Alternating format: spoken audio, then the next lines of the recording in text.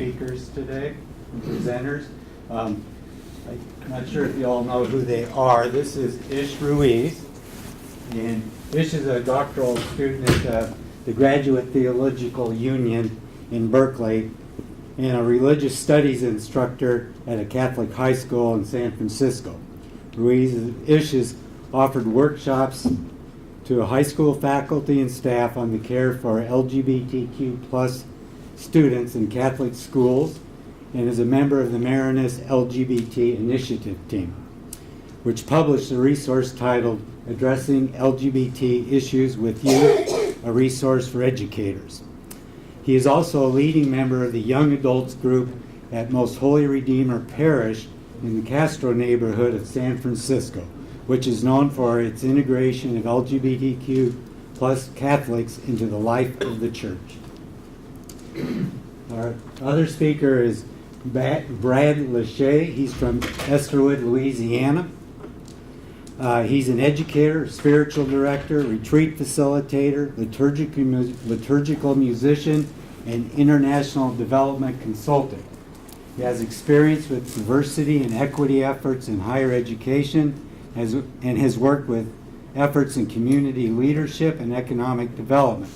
He holds degrees in education and pastoral ministry and a certificate in social justice.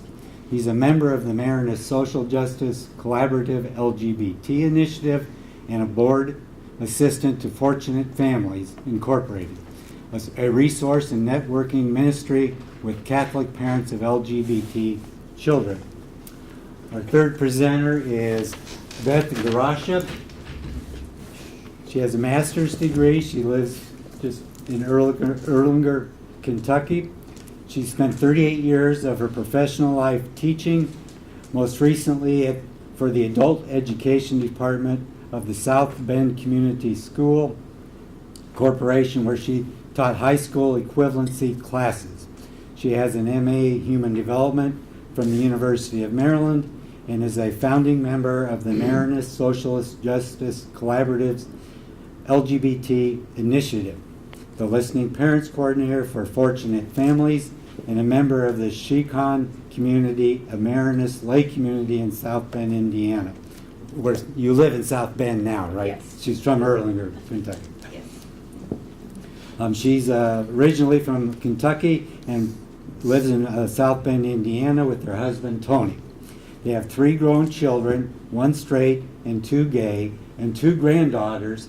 She can be reached. You want me to give this out now? Yeah, we'll get that later. All right. Awesome. Thank you. Thank you very much. Thank you. Welcome everybody to our gathering today. Here's our game plan. Before that, a lot of you heard MSJC LGBT Initiative. The MSJC stands for Marinus Social Justice Collaborative, and that is basically an organization within the Marinus that works with social justice issues. And one of those is an LGBT focus team. So that's who we are. We are members of a team. We're not all the members. There's basically like 8 of us or something like that. And we meet regularly, virtually, and we discuss various efforts that we're putting on. We'll talk more later about that. Here's our game plan. All right.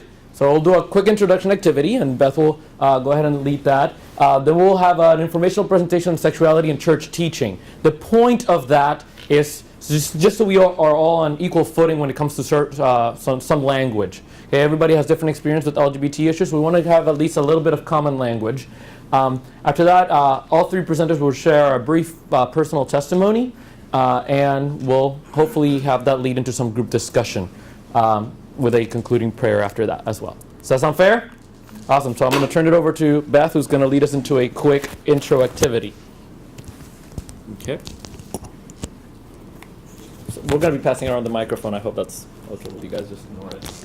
Okay, so I want to ask, first of all, is there anyone who would like me to do a brief definition of LGBT, or are you all familiar with it? So if you'd like me to do a brief explanation, raise your hand. Okay. The L is for lesbian, a woman who's attracted to another woman. The G is generally used for gay, a person whose sexual orientation is to persons of the same sex. The B is a person who is equally attracted to males and females. I'm sorry, it doesn't have to be equal, but they're attracted to males and females. The T is for transgender, having a gender identity that doesn't align to one's gender at birth. And the Q was used formerly as a negative term to describe LGBT people, but it's in the process of being reclaimed. And people use it now to talk about a wide range of sexual identities. And then the plus is used for other identities. It's called alphabet soup in the LGBT community. So sometimes people add I for intersex, P for pansexual, Q for questioning, and blah, blah, blah, blah, blah. It can go on and on for quite some time. Okay. So what I'd like you to do is to turn to someone next to you, and we're going to give you did we decide on 2 minutes, 3 minutes? To talk about what is an experience you've had, if any, with regard to LGBTQ plus people, or why are you here? Okay, so if you guys would just do that. Does anybody have an insight that you would like to share from your talking to one another, just that brief interchange? Well, you know, I really liked what Brother David had said, if I might share. You know, we're all here because we might represent various aspects of the charism. We're all here to learn, but also we're here for support in our various, perhaps personal encounters or our personal roles in the lives of people or that are LGBT plus or as family members. Okay, thank you, Diane. I just want to say Jenny. one thing. I know Martin had kind of touched on this real quick, but I think there's a lot of people have had negative experiences as members of the church reaching out to members of the LGBT committee. Please, or not community, I'm sorry, that's the word I was looking for. I hope you've had good experiences with the committee.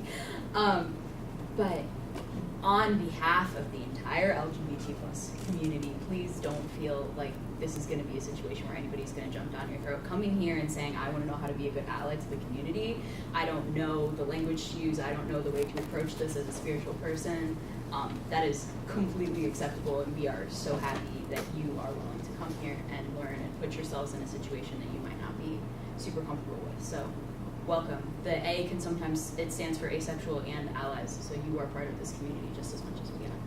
Thanks, Jenny. That's well said. Anybody else? Yeah, I just know myself and many others want to be allies, and it's not always the LGBTQ community that's the challenge. It's straddling our church identities as well as, yeah, you got it. Yes. Gotcha. Yes. Okay, anything else? Okay, thank you. Okay. Oh, it's Brad. All right. Could you click it on? Gladly. Yes. Thank you. And I think one of the biggest things about working with any group with whom you may not be too familiar is terminology, right? And part of being very respectful and getting to build relationships with people is to know proper terminology, what this all means. Okay, we could be here for a whole 4-year degree program talking about sexuality, right? And such places do offer it. But we want to touch on some of the most key terms, okay? So first one is orientation. You hear about that often, right? What is a person's sexual orientation? It's that internal experience, right? To whom they are attracted, okay? So it could be, you know, men attracted to men, women attracted to women, both or neither. You know, no orientation at all to anyone, okay? So that's orientation. As we continue with the next, we're going to see how we as human beings, the way we've been conditioned, either by society and our church, the way that we may have really visceral reactions and feelings when we start talking about such people and definitions and the implications.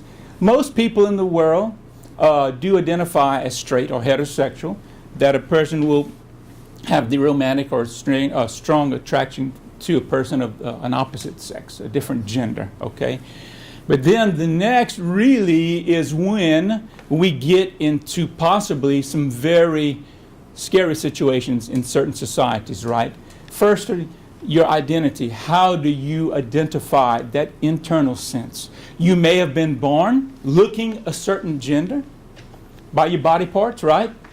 but what is your identity within? Okay, which leads to the next definition, is how do you express it? And that's where we really get the reactions, correct? And I think that's where the rubber is meeting the road when we're talking about such issues, right? And it depends which culture you're in, but woe be to you if you do not express your gender according to what social norms are and perhaps church norms, faith tradition norms, okay? So that's why we're here. So as we go on, being a human, get the next one, please. So really, it's being human, overall is very complex, right? And, it's very clear, and I just want to share this very quickly. All the different sessions that I've been attending so far these last few days really connect with what we want to say today. But I attended a session yesterday with about the issues of the common circle values, which to me really go with the Marinist values, and some of the really profound ones that jumped at me, in which I invite you to pay very close attention to today, is one is the true self in everyone is good, wise, and powerful. Think about that. The world is profoundly interconnected. Okay? All human beings have a deep desire to be in a good relationship. Please think about that. And then the last one, all human beings have gifts, and everyone is needed for what they bring. So I invite you to keep that in mind as we continue with this discussion today. Okay? All right. And does anybody have any questions for Brad about the term? Sexual orientation, gender identity? Right on. Okay. So I'm going to talk a little bit about human sexuality. This is the church teaching part. So going to be a little teacher, and it's going to be a little bit fast. So I apologize in advance. Okay. So first of all, we learn from the catechism, from our church teaching, that sexuality is a gift from God. Sometimes it's the yucky thing that we don't like to talk about. But no, that's how we all came here. So we might as well acknowledge that it exists. And the church teaches that everybody should be chaste. It's the proper integration of your sexuality into your identity. If you integrate your sexuality with yourself properly, then you are chaste. We typically associate that with priests, like no sex. No, that's not actually the teaching. Even straight married people should be chaste. So it's more about the proper ways of doing it rather than not doing it. So that's the difference between chastity and celibacy. Celibacy means abstaining from sexual activity. Chastity means properly integrating sexual activity into your identity. So everybody's called to it. According to the church, chastity can only happen in the chaste sexual activity takes place in the context of marriage for a unitive purpose, which is basically love. And it has to be open to life. So we're talking about procreation. Now, I'm going to pause there, and I'm going to jump to homosexuality. So what does the church teach about homosexuality? It teaches there are two different concepts. The orientation and the action, meaning that I might feel attracted to somebody of my same sex, doesn't necessarily mean that I'm going to act in a certain way towards it. Okay? So there's a difference. The church acknowledges that the orientation is a given, not a chosen. Therefore, it cannot be sinful. You cannot be held accountable for a sin that you didn't choose to commit. And a sexual orientation, the church acknowledges that it is a given, not a chosen trait. Okay? However, the action involves freedom. Therefore, it falls outside of chastity because it would not be in the context of marriage, since the church does not extend sacramental marriage to people of same sex, and it is not open to life. That's biology. Don't have to go there. Okay, so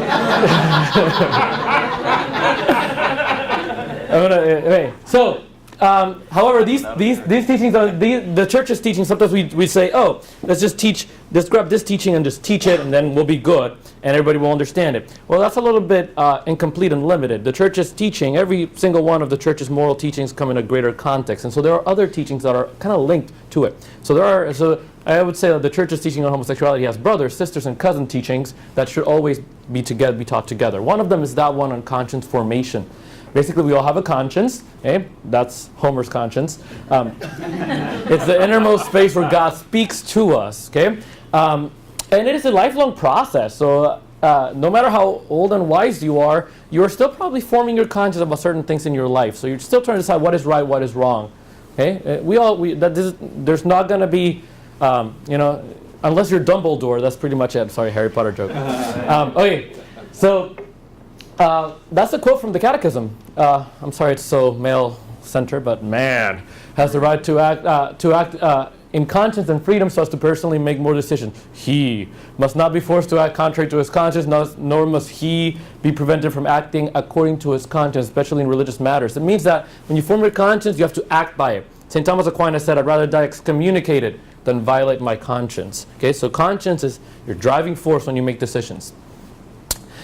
Funny quote from Amoris Laetitia, that's the latest document from the Pope. It says that we, the Church, have been called to form consciences, not replace them. Conscience is inside of me, it's not outside. The Church cannot force me to act or tell me how to form it. It is up to me. The Church is here to guide us. So, and I want to make sure that I'm not giving, diminishing the authority of the Church. The Church is a 2,000-year-old institution that has a lot of knowledge, so certainly an important voice when we form our conscience, but it really is up to us. Okay. And then the Church teaches other stuff. Everybody is created in the imago Dei, the image of God. They must be accepted with respect, compassion, and sensitivity. Unjust discrimination must be avoided. So this is directly about LGBT folks. Okay? So justice for all. So summary. Church has clear teachings on sexuality and conscience. We respect people's dignity and freedom, and we avoid discrimination. Now, what's the problem? Well, I don't know what's the problem. So why have these teachings caused so much controversy? Well, it's because of that. Because sometimes we look at these teachings and we look at LGBT people and we're like, well, we treat them as a problem, like something we have to address. Okay? And so I want to kind of pause here because I kind of just jumped a lot of teaching, and I want to encourage us to kind of switch a little bit, and Beth is going to kind of go in this direction. These teachings are there. We all know them. People know them. So I want us to kind of shift gears, and instead of looking at LGBT people as problems, we want to look at LGBT people as gifts. So instead of asking us what is wrong with LGBT people in the church, right, we are going to ask ourselves what is right with LGBT people in the church. Okay, so I'm going to turn it over to Beth, who's going to talk a little bit more about that. Well, sorry. If he doesn't drop it on the floor first. Huh?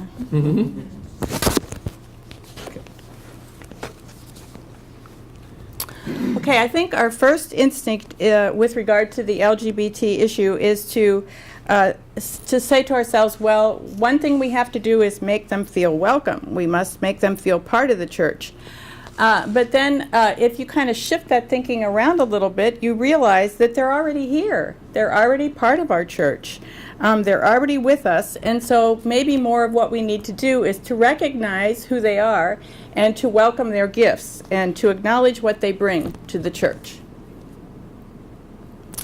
An organization that I belong to and Brad belongs to as well is called Fortunate Families. We call ourselves fortunate. We are parents and allies of LGBT persons. And our name is from it comes from the the Native American tradition in which they called Berdache. The term Berdache was used to describe a physiological male who didn't fulfill the standard role of the male society. And families, in that tradition, families with Berdache were considered fortunate. So that's where our name comes from. We are a group of Catholic parents with LGBTQ plus sons and daughters, and we share with others our journey and our message of hope and love for our families and fostering respect and justice for our children. As the sign says there, we love our gay kids. I plan to bring a book by our founders called Fortunate Families, and I forgot. But if you would like a book, my email address is going to be on a handout that we send out. So if you would like the book, which I would recommend if you're interested in learning more, you can email me and I'd be happy to send one to you. We also have a website with a wealth of information, and that's also going to be in our handout. So another way to reframe it is to think of the Catholic Church not as a straight place that has to be open to gay people, but as I said, it's a place where there are already lots of gay people. They're already with us, and they already have made lots of valuable contributions historically and continue to do so now. A description a way to think of how we treat them, though, is a phrase that I heard from Brian Massengale. I heard him at the New Ways Ministry Conference recently, and he used the phrase open closet, which I very much like, which is that if a person comes to you privately and tells you that they're gay, it's fine to accept them and to love them, privately in your one-on-one relationship. But when it comes time to be public, it's not okay. You have to keep yourself secret if you're gay in the church. Again, as I said, the contributions that people have made are central to our lives as the people of God. They are part of the fabric of our lives.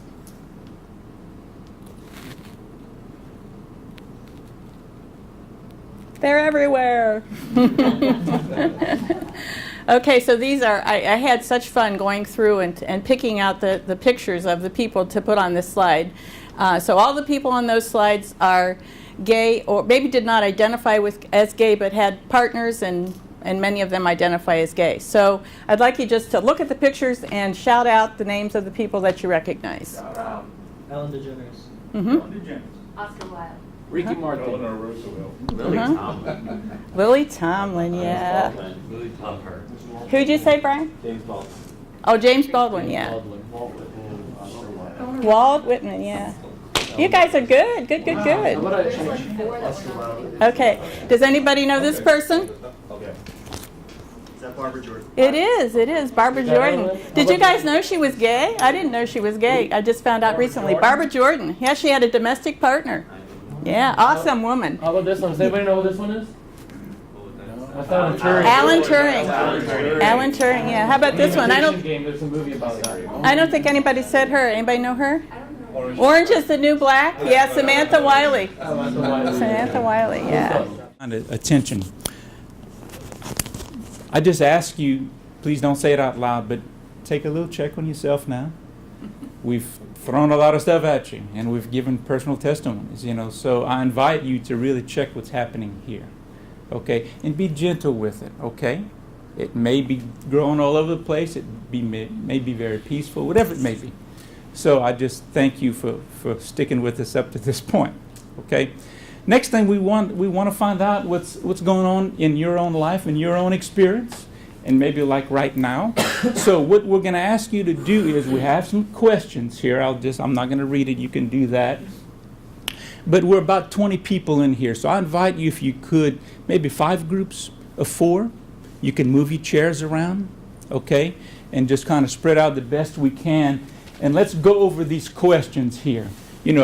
About if you know someone who's LGBTQ, all these, etc. And so, not a lot of time here. So if you could get into your groups of, let's say 4, and 5 minutes. 5 minutes of talking, and then we'll have 5 minutes of open group. Maybe you How's can choose that? 1 or 2 questions. You don't have to answer. If you don't have enough time for all of them either, let's have some quality stuff here. So do you understand your mission? We're always running short of time, of course. So it's about 11:30. So at 11:36, let's get back to the larger group. Okay? So let's get in. Pick 4 people to be with. Kind of get where you want to. Thank you. There'll be another slide with more questions. You will get to talk again in a Yeah, right. Okay. So again, we just have 5 minutes for this one. So thank you so much for participating. Just stay where you are. Just stay in your groups. That's fine. You don't have to reassemble. But remember, bottom line is really, in the topic of our whole discussion, really zeroing on number 4, right? Welcoming, right? So this whole discussion is helping us in that journey. So, again, nobody is forced to say, and we don't have time for everybody's, hopefully, what they want to say. That's why we're going to have the lunchtime. And we will give you information on our contact information. We want to continue this discussion with you, okay? As long as, as much as you would like, okay? We're open. We want to walk with you in this journey as well. So, anybody has anything to share? What bubbled up within your group? What's profound? What do you really feel you want to proclaim or share or scratching your head about or whatever? Anyone? Yes, sir. I was thinking of what Ish was saying, and for those of us who work in Catholic schools, you know, some of our contracts now have kind of a morality clause in them that unless we adhere to certain things, if we in any way depart, you know, we can lose our jobs. And that's a real tough thing when you know, you want to talk about, you know, many of these things, and it's hard to, knowing, you know, someone could say, well, this person's teaching this, or they said this, and that's inauthentic. I was wondering if you dealt, you know, like you mentioned your group of teachers, is that an issue in some of those groups, and how do they deal with it? Yeah, it is. I'll answer really briefly. It is an issue. The Archbishop of San Francisco tried to call every teacher a minister, and then inserted the morality clauses. The difference is our school is actually unionized, so we don't get to do that unilaterally. We have a union, and I suddenly became a union activist for a year. We're threatening to strike and all that stuff. So anyhow, so yeah, that's how we dealt with it, and then. Communities that I've worked with, basically what we do is support. We try to, there's nothing, because of that open closet, like you can be gay and quiet with your friends, but you can't be public, then not only do people not know our stories, but also we don't know each other. So, and gay teachers, new teachers, we kind of got together, we get everybody around a table. What's your story been like? What have been some challenges, what have been some gifts? And then we're trying to trace some common stories. And a lot of the challenges have been being out, being authentic, and it wears on you. I don't know if is anybody here an educator, teachers? Yeah, okay, so many. Has anybody, from those educators, have you ever read anything from Parker Palmer's The Courage to Teach? Where he kind of talks about the spirituality of the educator, how you teach who you are. If you cannot be yourself, then your class, your ability to teach is going to be a little bit hindered. So that's kind of like where we run with it's like, how can we be our best authentic self so we can bring our fullness of who we are into the classroom. Doesn't mean that we're going to tell people what we do in bed or who we're attracted to, none of that. But it does mean that I have a sense of security and as to who I am, and it gives me my ground to stand on so I can then carry out my vocation. So that's kind of what we try to do, is more like internal formation. There's one bright spot in San Francisco. They're the Mercy Sisters. They run one of the schools there. But they're private. They're not a diocesan school. Correct. Wishes. They have a transgender, and that made public. And they decided to keep the teacher on staff. He transitioned from female to male. Yeah. And they still say they're a Catholic school. Correct. And the bishop allows that. At this present time, they're still in good standing. And but again, you the can find it sisters were online. being prophetic and said, this person's a good teacher. You're expecting his dignity, and he's an English teacher, I believe. Now, and we can get into all these technicalities and legalities, but for the purpose of an MLC-NA assembly, which is welcoming into community, maybe somebody has any other experiences about who are a little bit more closer to home, and I want to keep sharing testimony. 1 minute left of this part, so please, thank you. Please, yes. Sorry. I think one of the reflections in listening, and listening to our stories, a lot of us were, crying and just feeling that that righteous anger, right, of feeling like this isn't right. But the thing I thought of is similar to what Sister Simone was saying yesterday. That's where the grace is when we say, when we feel that and say, this isn't my church, right? This isn't who we want to be responding as Catholics. So I think that's where if we're talking to like this bishop and that bishop, and there's a lot of frustration in that, but that the grace is us saying no, right? And but I have a similar kind of challenge in being a Catholic school educator of how do we speak out in a way that without getting fired, right? And also I think what's most important as an educator is that kids are looking at you and they notice the way that you and especially in high school, right? They're becoming who they are, right? And they're discovering that. And I want to foster a place where they feel free to figure that out. So. Okay. I would just add real quick. There was a movie a while back about this. It was True Story, Prayers for Bobby. Oh yeah. Yeah, and the mother ended. Before you say Amen, remember a child is listening. And I just think about my own students at Notre Dame. Am I teaching them to hate if I don't speak out in some way. And that's something I think the church needs to really think about. Thank you so much. Wow. Yes, okay. We're really limited on time, but Ms. Mary, go ahead. I just want to share this experience I had. I'm an organist, and I played. I don't know the Catholic Church. They don't pay well enough. I was playing at the Episcopalian Church, and they had a lesbian. I'm trying to talk language.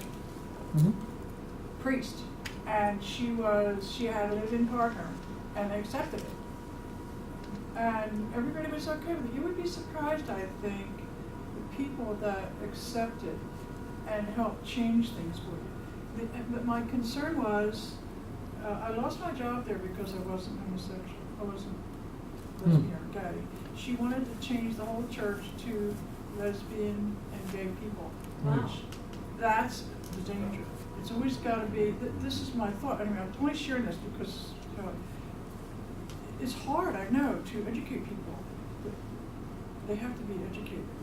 And it doesn't, you don't want to change them. You want to just let them know how you are. Does that make sense? Yeah, and I'm part of this church in the Castro where it's most people are gay. And Mike, when I go up to talk to the priest, they're like, hey, listen, we can't create a separate water fountain for gay people. The church is universal, which means that it's a two-way bridge, right? Yes. Okay, we have to move on. Let's continue the discussion afterwards. And meet us for the rest of the week. Well, we do have one more slide. Yes, we do. And this one is another set of questions, and another set of discussions. Oh, sorry. Yeah. Here we go. So the question is, how can we as Marianists be more welcome to LGBT people, and what are some best practices? How can you have discussion back home? So let's bring it back to our communities. Again, let's maybe have like a 3-minute discussion on these questions, and maybe if we can get a quick share, that would be fantastic. Hopefully from people who haven't spoken yet. Okay, go. Best practices. Yeah, go ahead. So we had mentioned, we had a great conversation actually. This question is very interesting because it specifically says welcoming. And so we just want to make a note that acceptance can be different from welcoming. So, how so? So, I can accept you for, Jenny can explain it better than I can. Okay, so a lot of times in the church, we use, it's become a sort of, I don't know what the word is, but like a... Like tolerance? Yes, basically. So tolerate you. Yeah, if we're saying we tolerate, acceptance is a step forward from tolerance for sure. So tolerating your existence, that doesn't mean a whole lot, you know? I tolerate the fact that my apartment sometimes has mice in it. That doesn't mean I accept the mice. That doesn't mean I'm excited that the mice are there, you know? I'm not rolling out the red carpet. So saying, moving forward from tolerance to acceptance is a huge step, but moving from acceptance to welcoming is also a huge step. For saying, I accept the fact that you're gay, I accept that you have these homosexual tendencies, that doesn't mean I welcome you and your partner to come have dinner with me and my family because I don't think you're a bad influence on my children. A step like that is something that you can do as a parish that can make such a difference for an LGBT individual or for an LGBT family. Coming in and saying, we welcome you. We don't see that there's something wrong with you that we have to, understand. It's not like we're, approaching you like you're an ex-convict or, the common church thing of there's a correlation between being gay and being a pedophile. So we're not tolerating that inclination. We are welcoming you as a member of the community. So what I'm getting from you is that welcoming kind of takes us a step towards integrating. You gotta be integrated fully. Okay, interesting. And then gift is the next step. There you go. Yeah. I like this. Write it down. Peyton. Okay. Somebody else, please. I was just kind of, I don't know, as I was hearing stories and things, I started to kind of feel some of I guess this anger with how people have to even, be in the open closet, I guess, and even just as employees, and I have friends that work for the Archdiocese of Cincinnati as teachers and have to sign all the contracts and just knowing, that people can be fired for those things and kind of thinking or in the business world, I haven't signed any contracts on anything, kind of figuring, okay, well, what is my role then? Or, maybe some of the changes in welcoming and stuff that we want to do can't always come from employees of the Catholic Church, ideally, great. But I have this freedom to,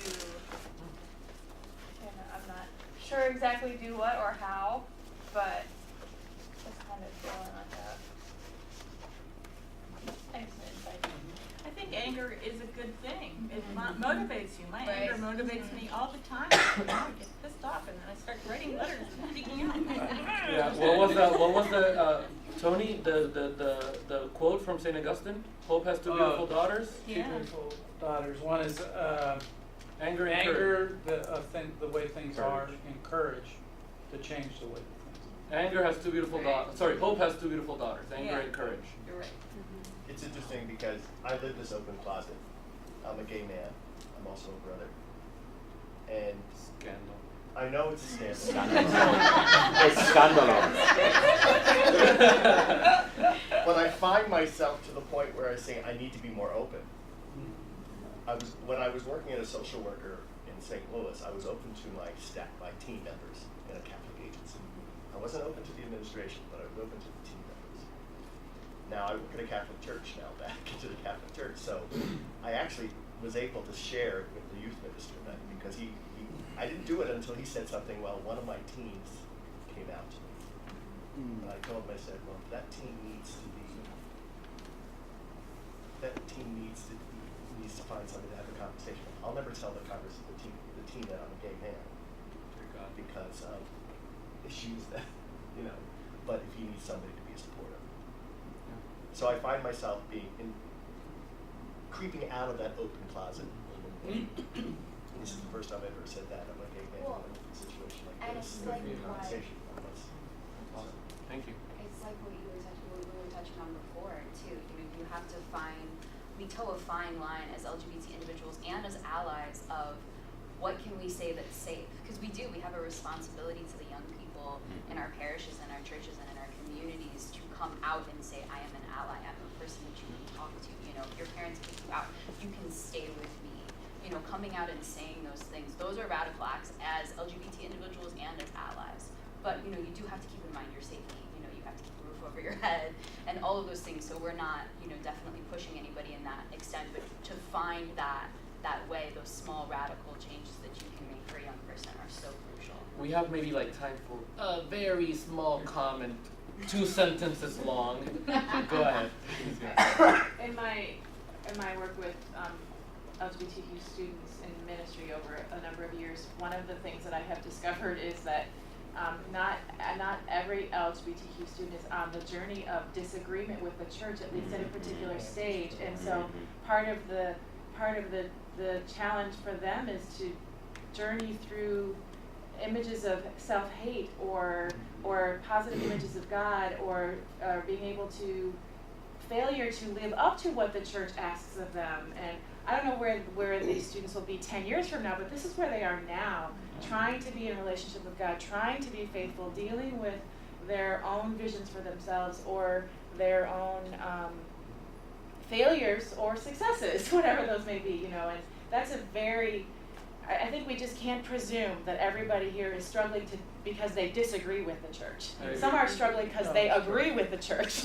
And so, no, I agree. And we also wonder, hey, celibacy, chastity in the form of celibacy is a call that exists. So some people might choose that. Right? And so what I'm getting to sum up is integration.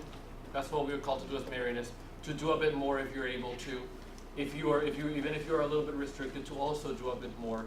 And also to keep in mind that we have to meet people where they are. I think that's Marianist, right? Okay, fantastic. And educate yourself. Yeah, and educate yourself, which brings me to my next. So our team has a couple of cool stuff going on. First of all, for the educators, we published this resource, which is a fantastic resource.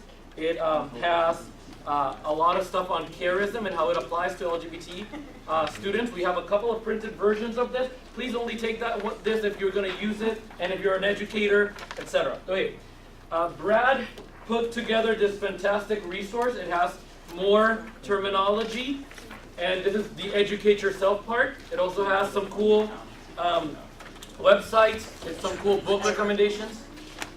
I see everybody looking at the colorful brochure. So the colorful colorful brochure. These L's and R's. I'm Puerto Rican. L's and R's, we mix them together. So this is a retreat we have coming up. It's in October, and it's going to be in Cincinnati. This is for LGBT people and allies. Last time we had 30 people. It was an amazing discussion. Please join us for this. This is going to be, it's going to be spirit-filled. God will be there. Jesus will be there. We have a fantastic set list of presenters. Can we give a little spoiler alert for the 2018 retreat? Yes. Yeah. Sorry. Brian, you're kind of driving that bus with location? We're going to be in San Antonio and Tecate. Yeah. We're going south. Could I just jump in too? We gave you this booklet, but also we had asked you, Jenny was doing this, ask you to sign in, print clearly with your contact information, because we can also send you a PDF version of this, because there's tons of links in here, so it might be easier for you to access. Plus, if there's any information that you need from us, our email addresses are on the back of this. Please continue the conversation with us. So who did not sign this? We'll pass it around. Please pass it This around. is a book that was published by James Martin. It's called Building a Bridge. It's a recommend. I want to highlight it specifically because it was released about a month ago. It's kind of like the newest thing. Some cool endorsements in the back from the Vatican. So it has a little bit of a church stamp on it. That's kind of neat.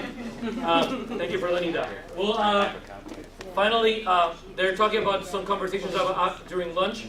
Beth and Brad will find them during lunch, the lunch table, because they will be continuing this dialogue. So if you want to continue talking while you eat. And Beth is going to lead us into a closing prayer before we do our evaluations. Thank you. And I do have extras. I'm sorry we went a little need over. them. We have extras. If you want to bring them, share. Okay, so let's just take a moment to remember that Jesus is here with us this morning. Lord our God, we thank you for being with us this morning. We ask you to bless our church and especially to bless our LGBT members and allies. And we make this prayer through your Son, Jesus, and through the intercession of Mary. Amen. Amen. And one last thing, that booklet that Brad passed out has our contact info in the back. So if you want to reach out to us, if you need any help in your institution, in your community, this is what we do as a team. Is we are here for resources, we're here to provide. Oh,